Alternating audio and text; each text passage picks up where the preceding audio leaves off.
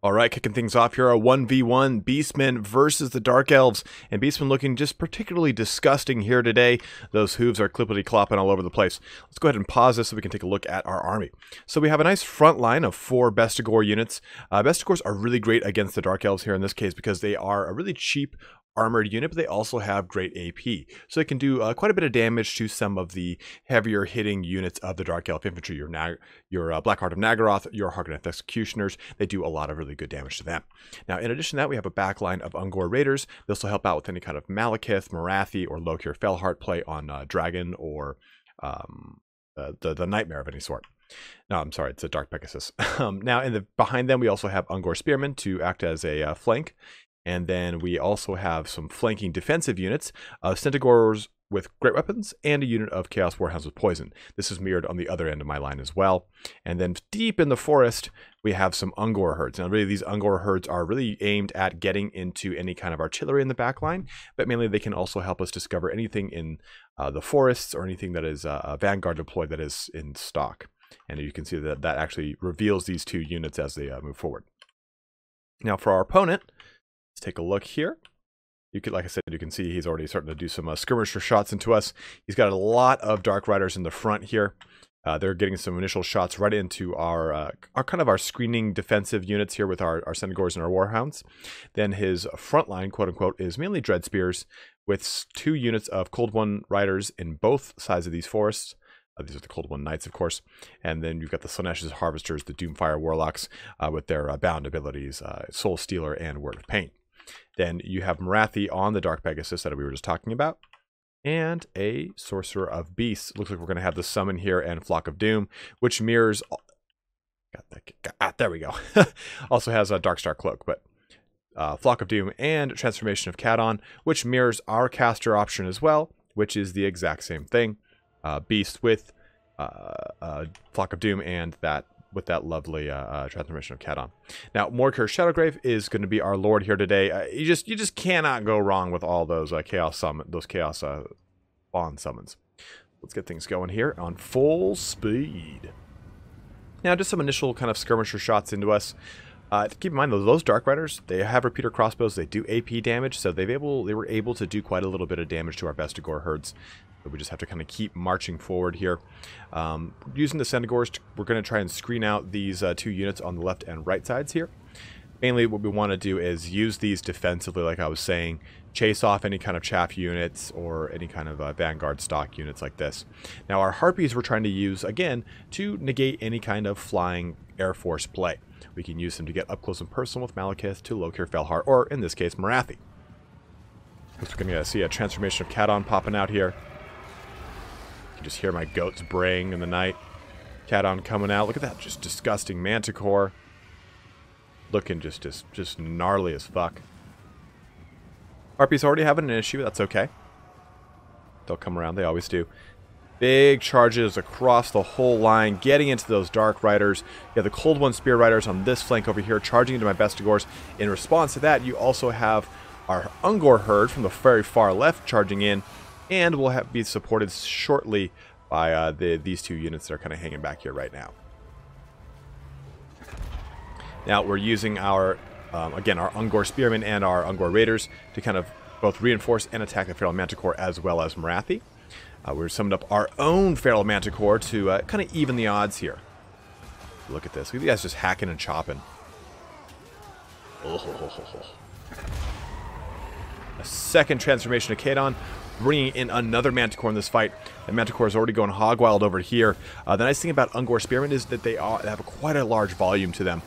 They are not, particularly very strong or good or have great leadership, but in this case, it's great to kind of muck up and trigger the rampage on this Feral Manticore.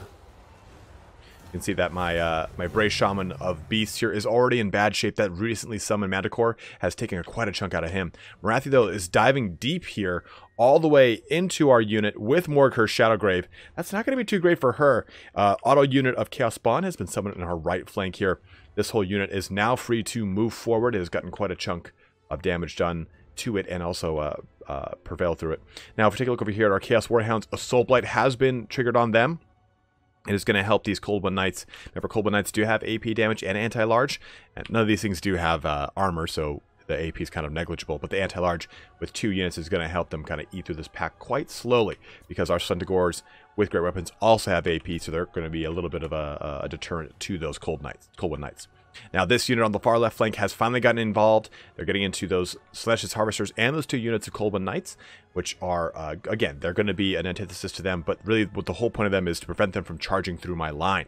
We do have the Ungor Spearmen that were next to these Ungor Raiders, moving in to support them, and the Ungor Raiders are shooting at that Feral Manticore. That Feral Manticore just kind of diving down on my my Beast Shaman over here, but you can see the real fight is going right here. We have our Feral Manticore dedicated into this fight. We have Morgur, we have the Bestigors all on Morathi, just trying to get that alpha strike in on her. The Manticore is taking some shots over here from these Dark Riders, but that's okay. That's the point of him, is to just kind of take shots, do some initial kind of shock damage, or get any kind of initial kills in that he can. And this pick is working out for us here as we surround and beat upon the Dark Queen of Naggaroth. When does she fall? Does she fall? Who knows? It's like I've seen this before. Yeah. You even heard the sound of it too. Just that tink.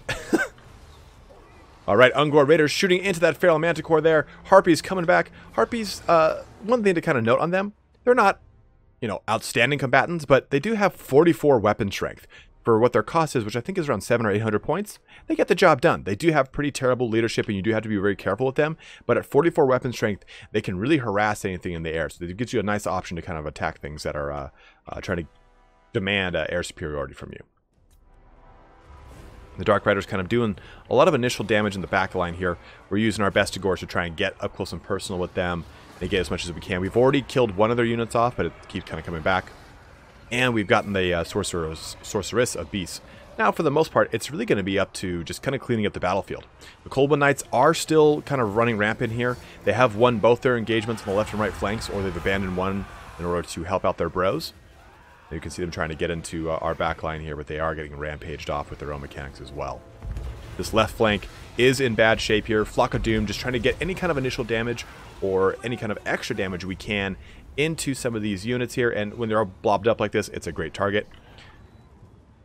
We have another R2 Vanguard units that did flee and are now coming back. One thing that's kind of a critique on my own play is I don't do a good enough job at really making sure that units that have fled are coming back or are back.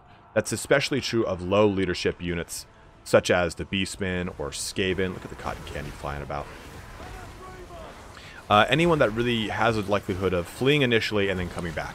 If you don't really manage that, you're really missing out on a lot of the power curve. And if you have all half your elite units that have fled in the backline not doing anything, well, then it's just not going to be good for you. As you can see, the balance power is slowly creeping in our favor. Really, the only thing that's left is Slaanesh Harvesters and these Dark Riders in the back there, but it's just going to be a matter of mopping them up here. This was a really, really kind of hard-fought fight. I did a lot of mistakes with my micro. I didn't really kind of keep things engaged. The Bestigors on the right flank could have been engaged way better and helped me win the center fight a lot faster, being able to push into an assist with these flanking issues, or help put down Morathi faster, or even help protect my Brave Shaman of Beasts. So that's one thing again to really be mindful of, is always make sure you're glancing down at all your units, ensure that they're engaged in combat, that they've got the little red sword above their icon, or at least that they're moving to do so. I did not do that, and I think it would have really cost me this fight. I got really lucky in a lot of my engagements in that I got a really good pick with Morathi that helped me out, and I was able to tie up their flanks strongly.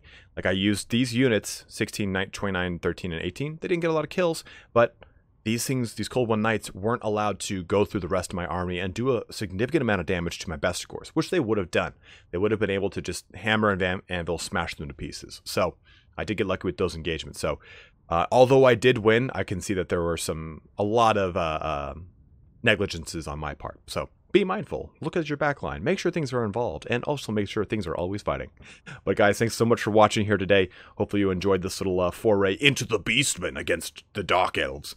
We have plenty more quick battles coming out this week. We have our Warpstone Cup League Episode 2 going on Wednesday, 11 or 12 p.m. Pacific Standard Time.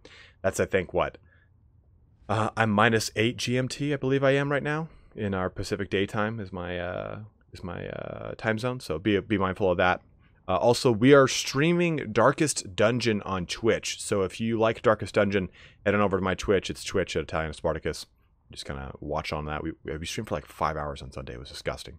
But guys, as always, thanks so much for watching here today. Make sure to comment below, like, subscribe, all that kind of fun action. But have a good one and take care.